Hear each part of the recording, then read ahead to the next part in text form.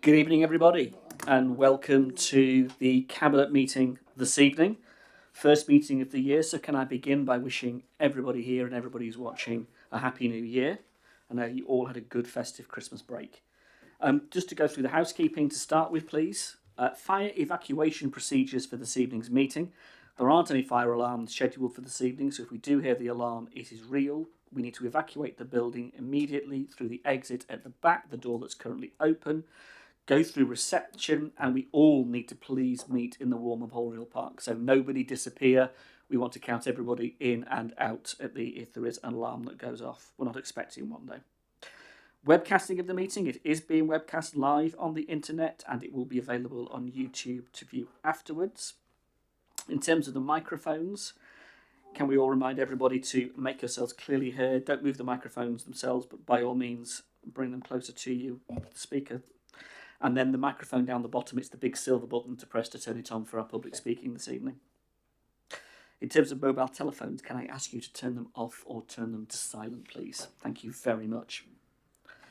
Okay, apologies for absence. I have one apology for absence, Councillor Tomlin. Any declarations of interest on the agenda this evening? Are there any? None?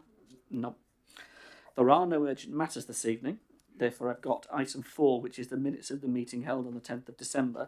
Do I have your approval to sign them as a true and accurate record of that meeting? Agreed? I will do so. There are no leader or portfolio holder announcements at item 5 today. Therefore, we have the 2 substantive items on the agenda, and I have 2 speakers across 2 of the items, but I'm going to start with the public participation. So, Paul, if you can come forward to the microphone. First of all, I'm going to ask Councillor Morrow to introduce the paper, and then we'll come to yourself after that point. Kerry, would you like to introduce the paper, please? And it's the Golf Centre Reprovision Strategy. Yeah, thank you, Leader. So, this is a decision about the Basingstoke Golf Centre reprovision. As a Cabinet, we are committed to investing in our excellent sporting facilities across the borough as part of our support for grassroots sports and to ensure our residents have plenty of opportunities to participate in a variety of sports. Basingstoke Golf Centre is owned by the Council and operated by Basingstoke and Dean Leisure Trust and managed by Serco. The facility currently provides a par 3 9-hole golf course, an 18-hole adventure golf zone and floodlit driving range, giving new and existing golfers an opportunity to improve their skills and transition onto larger golf courses. In February 2023, an in-principle deal was agreed with Great Wolf Resorts for them to build an indoor water park resort on the land where the golf course is currently located, subject to getting planning permission. Recognising the importance of the activities on offer at the golf course, officers have investigated options to relocate and protect these vital golf facilities as part of our work to build a strong leisure offer for our residents to enjoy.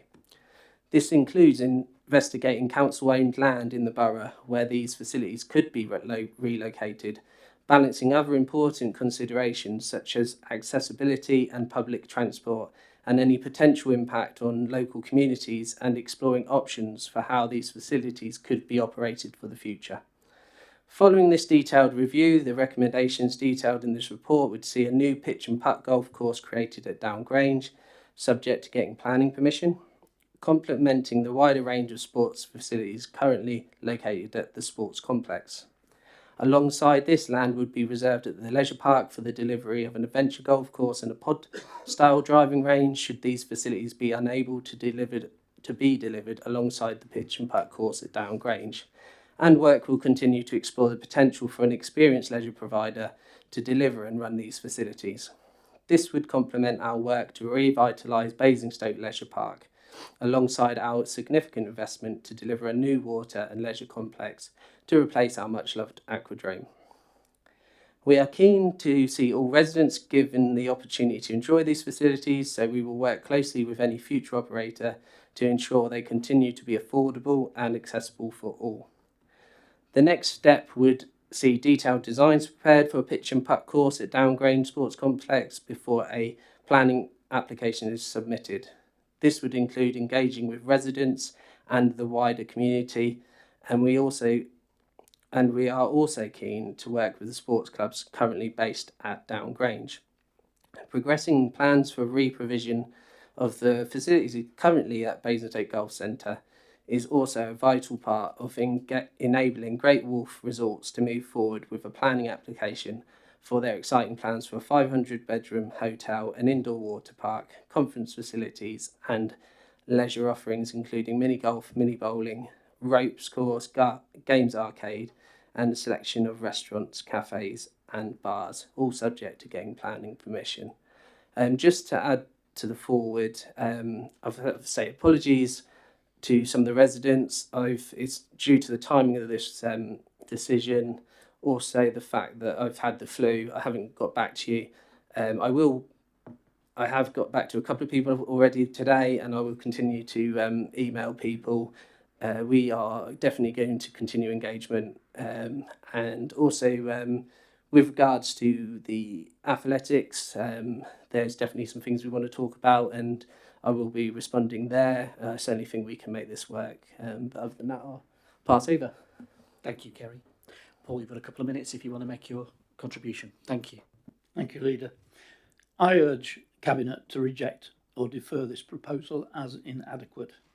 There is no layout plan showing what will be lost at the golf centre or Down Grange.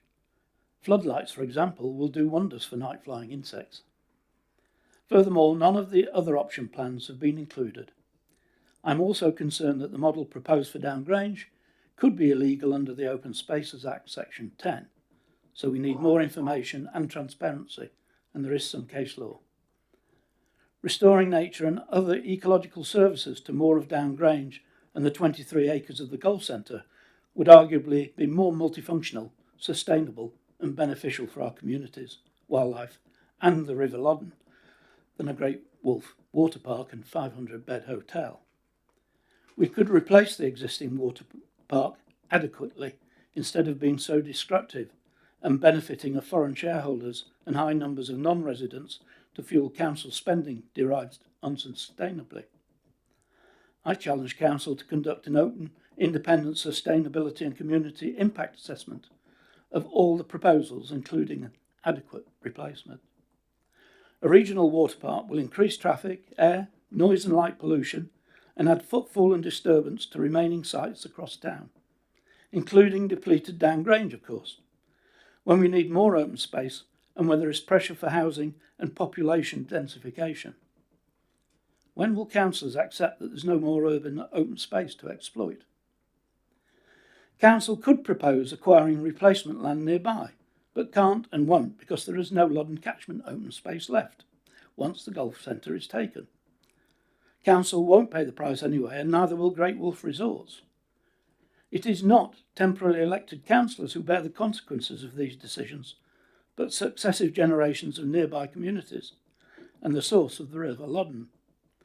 All the open space at Down Grange and the golf centre is needed and should remain green and mostly open. The local authority is by default the trustee for open space in the borough, but it doesn't have to be that way. Appropriately qualified trustees and communities can and do preserve and improve community spaces. At Down Grange and at Old Down, the council is using the biodiversity net gain rules to propose habitat improvement on site, but no replacement for land take. This, in my view, is insufficient, and BDBC should be more realistic and generous.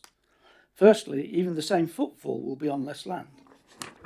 If council diminishes space for nature on our small fragmented sites without adequate compensation, it raises extra risks to species sustainability and reduces opportunities for species diversity, abundance and mobility. Secondly and finally, it is not all clear that the council has in mind an appropriate project framework for delivering BNG on the ground. Who gets the money for ensuring next gain is achieved and maintained, including for small-scale improvements? I would suggest that is yet another reason why communities, conservation groups and local social enterprises working with Natural Basingstoke should be part of the solution. Thank you. Thank you, Paul. Thank you for your indulgence. It's okay, Paul. I've been very indulgent there, but it's understandable. Go on. Thank you. Kerry, do you want to respond directly? Yeah, just thank the input, a lot of which I do agree with. One thing to make very clear is the Great Wolf decision is separate. and it's been made. So I'm not going to respond to that tonight. The fact the green space loss at Downgrange, it's currently the area that we're looking to put the pitch and putt is Parkland. Once it's a golf club, it'll be Parkland.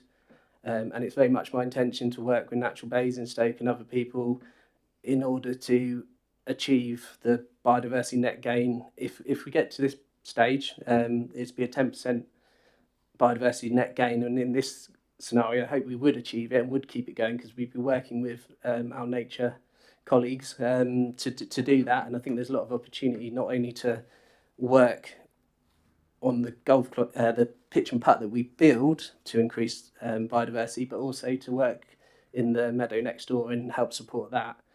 So there's very much of partnerships. I say it's step one. This is a decision so that we can move forward. There's going to be a lot of engagement from this point onwards, and we'd very happily do that. But yeah, thank you very much for what you've said. When it comes to lighting, then the lighting is very important. But there's a lot of things that we can actually improve. A lot of problems that we have in Downgrange here. They have a problem with parking, and in the area where we would be looking to put lighting is where they need lighting. It would be away from the meadow. So I think there's a lot of positives, but thank you very much for coming in and speaking. Thank you, Kerry. Andy, do you want to come forward, please? Happy New Year, Andy. Happy New Year, everyone. Thank you, Leader. You have the floor. I have the following questions following resident representations, including someone who was on the original local sports council in the early 1970s when the development Downgrange was discussed.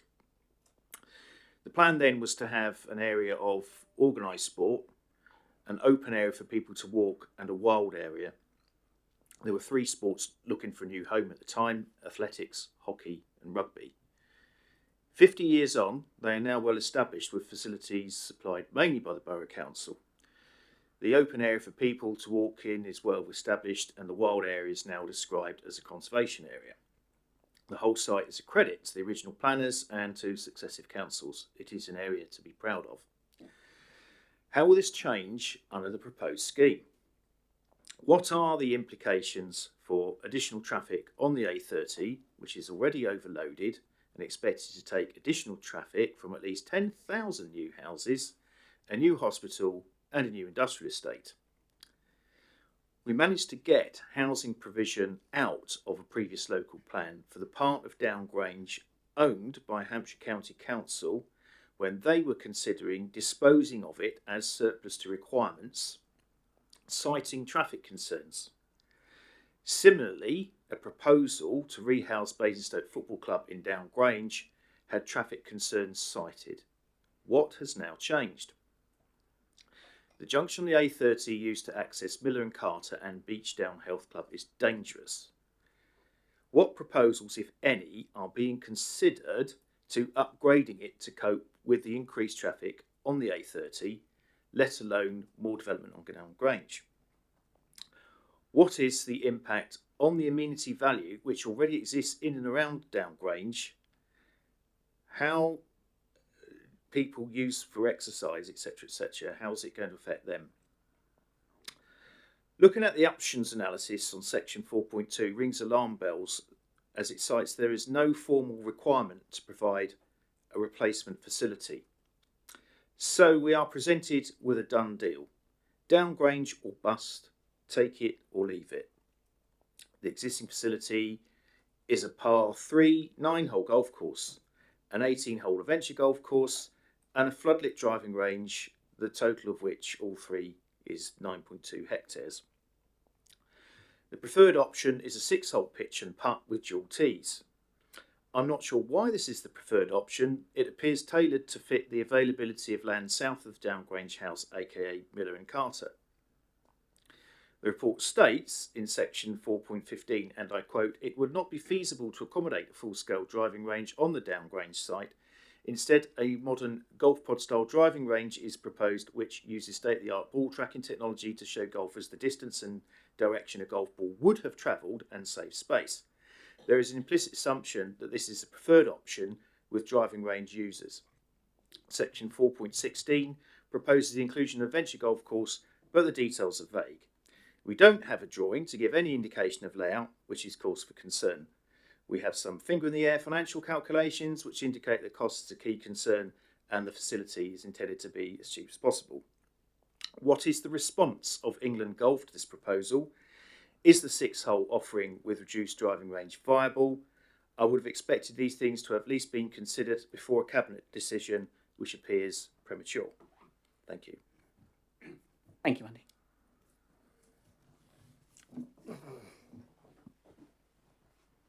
Gary. Switch it off.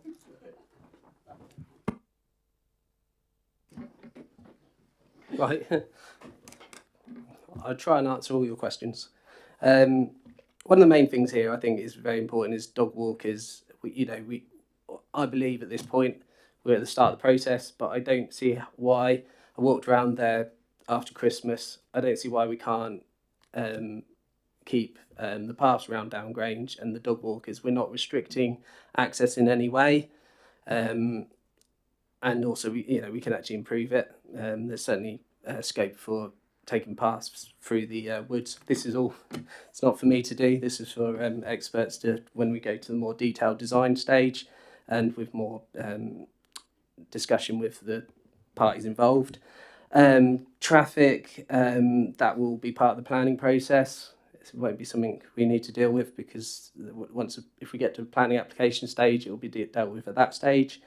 The junction, that will be the Hampshire County Council. I'm not going to speak on their behalf to say whether they'll upgrade it. I wouldn't see it in the designs anyway because it's more likely that people would come from the other direction to park, and that's one of the things that's an advantage of this scheme is the fact that we can actually address the parking issues at Downgrange that are already there to improve the site.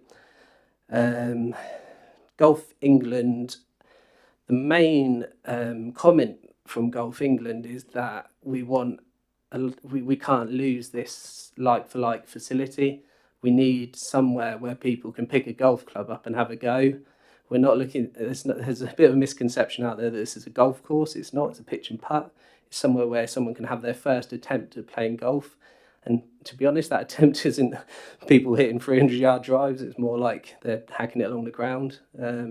So the danger involved, I feel, can be mitigated. I feel like the paths around the area can be improved and actually, but these are all things we need to work on. To be honest, I can't think of any other question that I've missed, unless anyone can think of anything. But yeah, Golf England are very much behind this proposal. I wouldn't worry about it. It's going to be a 6-hole. It's more the quality and the design. I think it's, if you walk there, you can see that it would work well. And we would have extra tees. It'd be 12, so you can create 12 holes from that, and you can go around it more than once. I've got to admit, I went on the old one recently. Yeah, if you're not very good at golf, you're going to be bored by hole 3. So yeah, I don't see it. It's more important that we don't lose this facility, and that's what England Golf has said. Thank you, Kerry. Colleagues, would anybody else like to contribute to the debate? Gavin. Yeah, first of all, I want to thank Andy and Paul for coming tonight and adding sort of really perfectly encapsulating the challenge and the compromise, because I absolutely believe in enhancing biodiversity and keeping as much green open space as possible. But then the counter to that is, you have to shrink the footprint of the golf provision. Equally, I totally get what Andy's saying about a proper driving range, but that, of course, makes a huge amount of space and a huge amount of geography, which then, of course, restricts the amount that you can leave to be wild and untouched. So I think this is a compromise situation. There's no perfect world because we don't have a magic piece of land that can accommodate the kind of golf provision we'd like.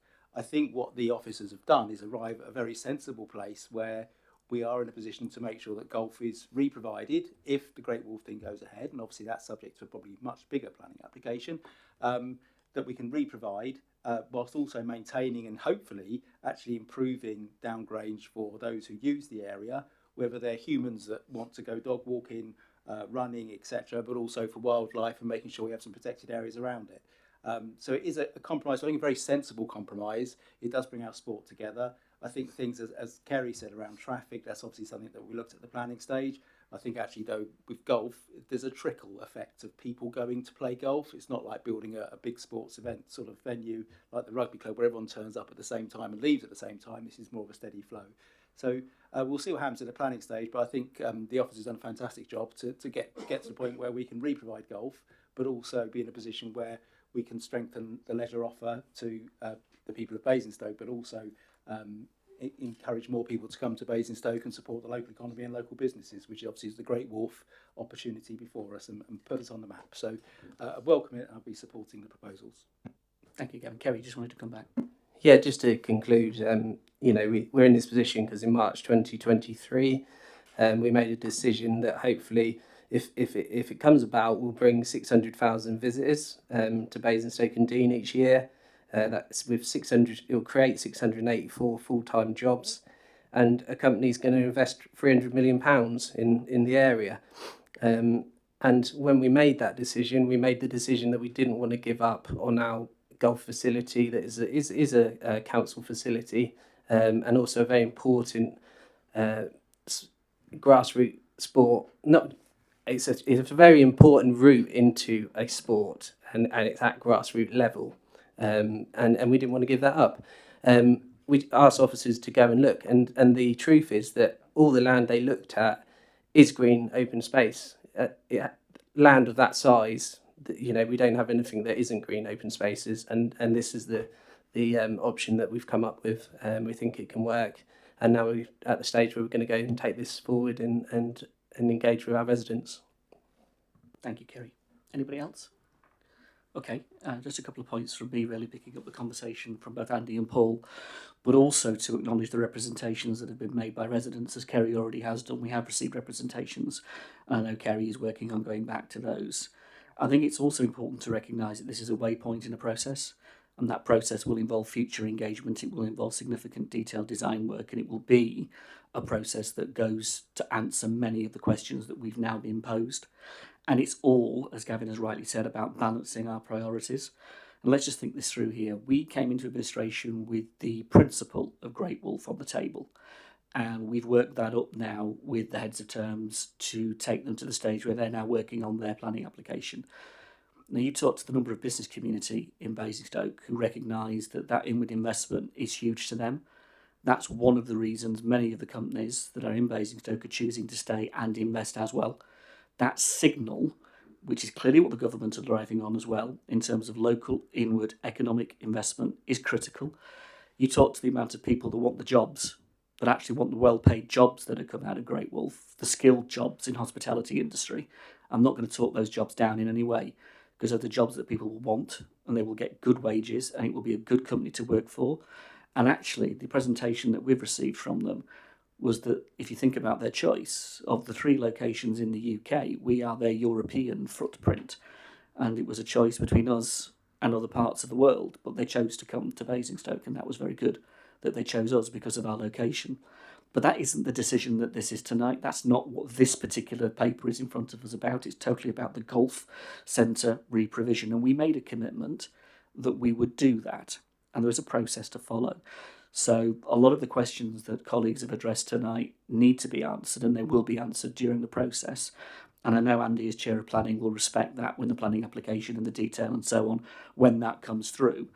Those areas will be, hopefully, answered to the satisfaction of the committee, but it's for them to decide. In terms of the technical work, that will be worked up in terms of the traffic associated with the pitch and putt. Reflect that it is a pitch and putt. This is not a football stadium. This is not a 100, 200 unit housing development. It's a fundamentally different thing. Therefore, traffic movements will be fundamentally different to any of the contexts that have been raised, but it's important to make that point. Golf England's advice has been really welcome in terms of what we can do to improve on what the pitch and putt is, to make it better. And the idea of having a 6-field, 12-hole, get it right, I'm not a golfer, 6 pitch, isn't it? 6 pitch, 12-hole, in that sense you can play 12 holes on it, is really important. Their point about that expansion, their point about how you could improve it, and make it better was not lost on us and has not been lost on the officers in drawing up this proposal. We haven't lost sight of the adventure golf. We haven't lost sight of the driving range either, and they are important parts of this. And there are other opportunities that may well come forward in the future, not just the leisure park to help us there, but the leisure park is the focus immediately at the moment, but there may be others in the future that we can consider. But right here, right now, this decision is set out on page 10 of our paper, and it's a recommendation, first of all, that we approve the preferred option at this stage of the use of Downgrange for the replacement pitch and putt golf, the car parking, the administrative facility for the golf provision, and the inclusion of the modern golf pod style driving range and adventure golf at the same location if feasible, but subject to the council obtaining necessary planning permission. The second point is to agree to reserve the parcel of land at the leisure park for future provision of adventure golf and the golf pod style driving range if both or either of these facilities could not be provided alongside the pitch and putt course. The authority to delegate to the Director of Regeneration in consultation with the Cabinet Member for Sport and Culture the following 4 points. Firstly, a receipt of the planning consultancy advice and finalised site selection for the reprovision of golf sports facilities. And that's an important point, so I'll just say that again. Following receipt of the planning consultancy advice to finalise the site selection for the reprovision of the golf course facilities. So this is the decision to take it to that stage, to do that work, to commission detailed designs of all the golf facilities with and without the inclusion of the modern golf pod style driving range and of the adventure golf, should both of those be required at the leisure park if feasibly. To then approve the designs and apply for any measure of planning permission required, and then procure the construction of the facility and agree the commercial terms as such. And then finally, the 4 is to recommend to council is the budget allocation set aside for this purpose. And that's also part of the fact that this will be wrapped up with the planning application when it comes through and the Section 106s and other legal agreements that will be associated. There are a number of things that have all been said tonight, both by Paul and Andy, that will be taken away and we will be carefully considered as part of this process. So thank you for your contributions, because we have them and we will address them as this moves forward. And you're not the only ones, because other residents have raised other points as well, not least the sporting clubs who have responded thus far positively, and we welcome that, and also the opportunity we can have for them to enhance and support their use of the site with the extra car parking. That would be something I think they would benefit from. All of this is to be examined as we move forward positively, but this is a huge step forward because we gave a commitment to re-provide the golf course, and that's exactly what we seek to do in doing this. So colleagues, those are the recommendations in front of us. We've heard the speakers this evening, we've heard what our colleagues have said. Are you happy to endorse the recommendation as is written on the paper on page 10? Agree. Thank you.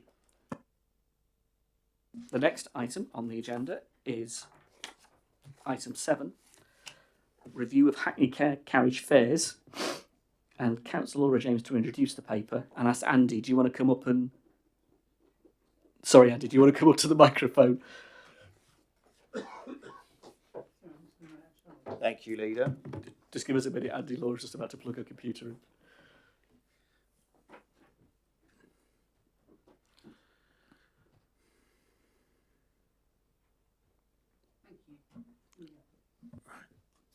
Okay. Are you sitting comfortably? Yeah. Right. Thank you. On the 10th of October 24, the Taxi Federation submitted a request to increase the flag fare from £4 to £5. The taxi and private hire policy states that at least 75% of drivers must support a request to change the fares, and evidence was provided which confirmed that more than 75% of drivers had voted in favour of this. The licence team invited all licensed drivers to a meeting to discuss the proposal. 10 drivers attended the meeting and 2 drivers volunteered to work with officers to develop a simpler fare. Officers presented a report to the Licensing Committee on the 4th of November 24, which proposed a simplified fares system, making them easier to understand for customers. The licensing committee endorsed the recommendation fares and approved the decision to go out to consultation on these proposed changes. The consultation took place for 14 days from the 14th of November 24. All drivers were consulted by email. The consultation was also published in the Hampshire Independent on the 29th of November and on the council website. No objections were received during this consultation period. The proposal is therefore to approve the fares set out in Appendix 2 of the report. If I just go on also just to really, and I know there is concern from residents about taxis, and if just to say that on a really positive note, obviously the taxis fell away post pandemic. We did have 391 taxis, of those we also had 108 Hackney carriages. It's really positive to say that as of this time now, we are in a much better position in relation to our taxis, and we've got we have now got in relation to the private hire, we've got 328 taxis, and we also have now 76 Hackney drivers. I'm really pleased to also say that in relation to the electric taxis that we've given a grant, we're now heading into the double figures, and there's real interest.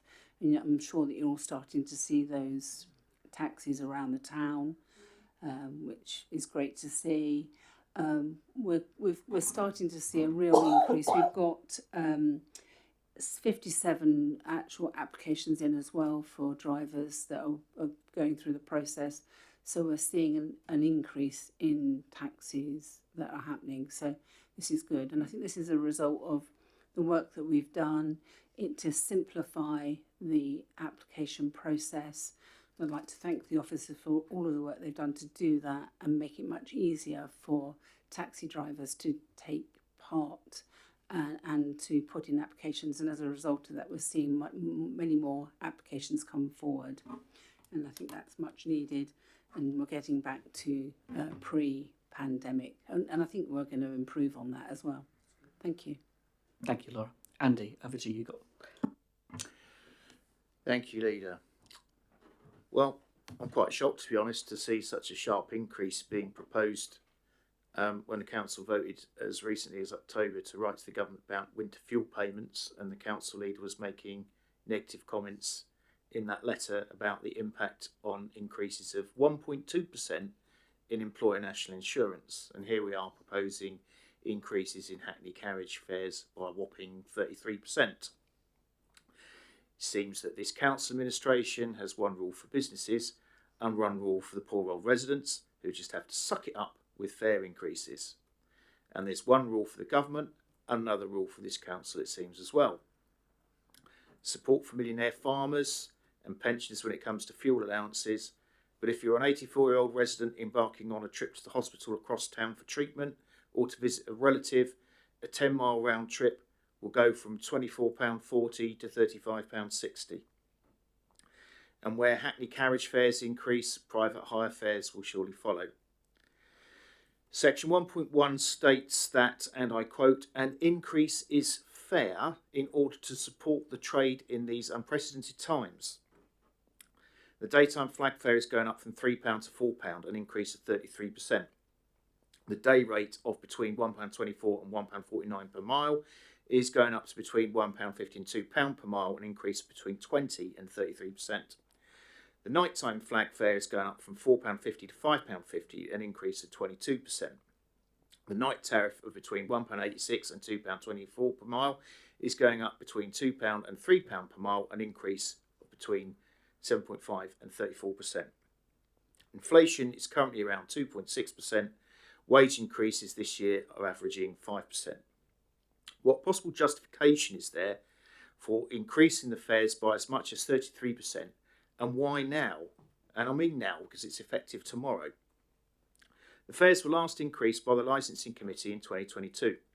Since then, we've had a cost of living crisis and fuel prices rose dramatically in 2022, with petrol prices peaking at £1.90 a litre and diesel at £1.98 in July 2022. And I sourced that from the RSE Foundation. Petrol is now at 136.7p a litre and diesel at £1.43, the lowest prices since September 2021, and prices rose considerably in the last quarter of 2021 before the Ukraine crisis.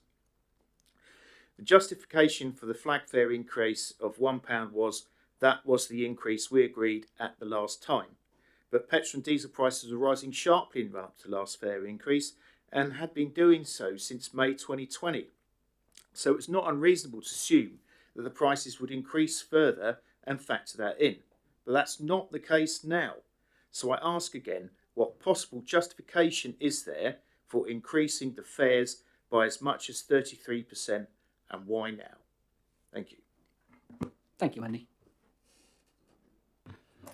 Why now is because the Taxi Federation has asked us, and the taxi drivers has asked us to consider that, and I think we can't ignore their ask.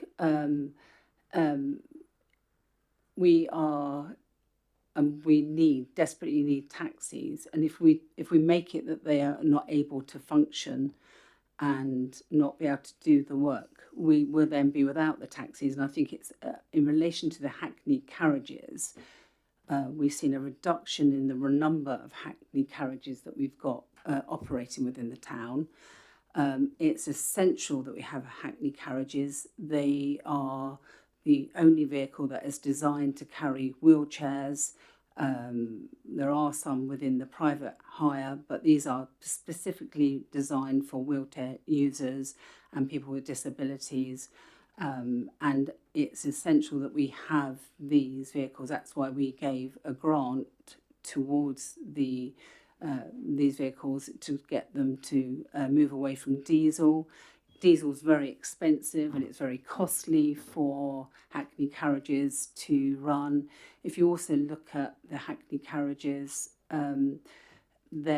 what they're having to do, and as part of our policy, is that they have to renew their vehicles within a certain lifespan.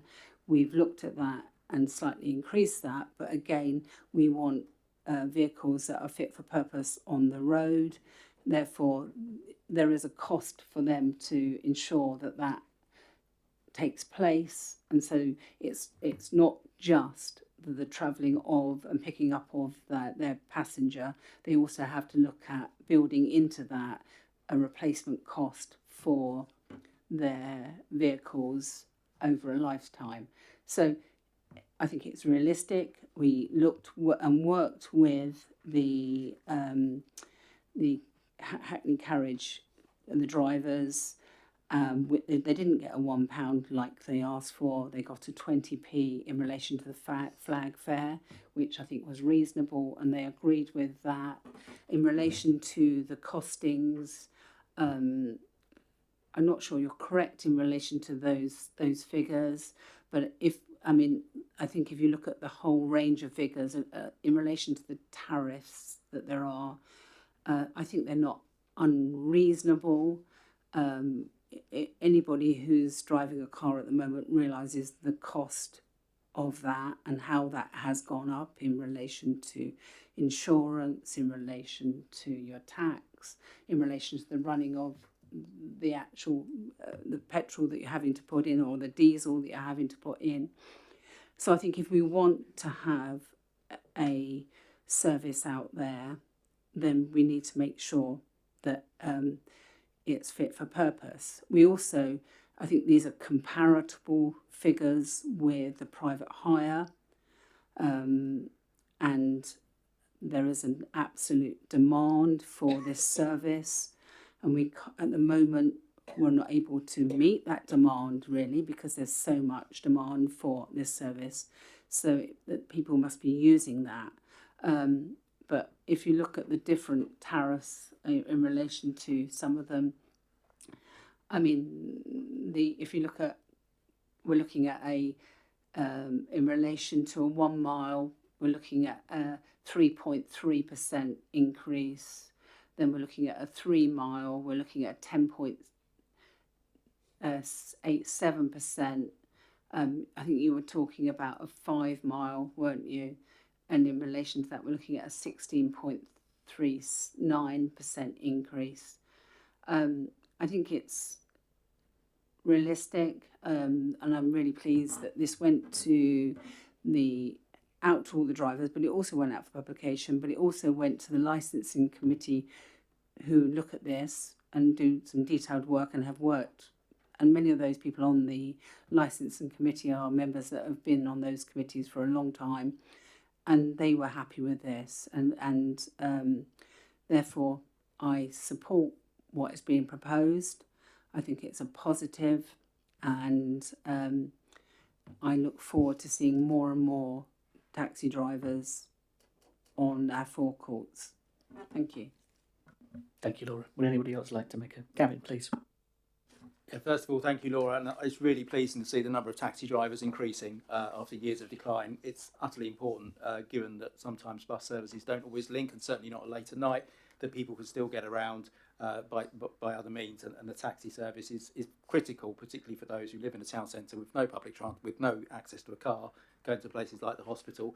So we need taxi drivers, and I think these fare increases reflect the fact that we want to attract people to the industry, because for too long people have been leaving it and not coming back, and we now need more people to drive taxis, particularly for an ageing population.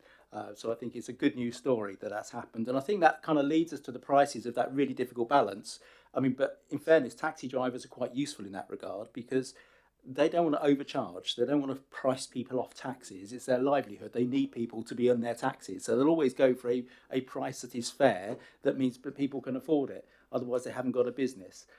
So equally, our residents will have to pay what it costs to keep taxis on the road. And I think the way in which these prices were arrived at through that consultation process means we've probably got the balance just about right.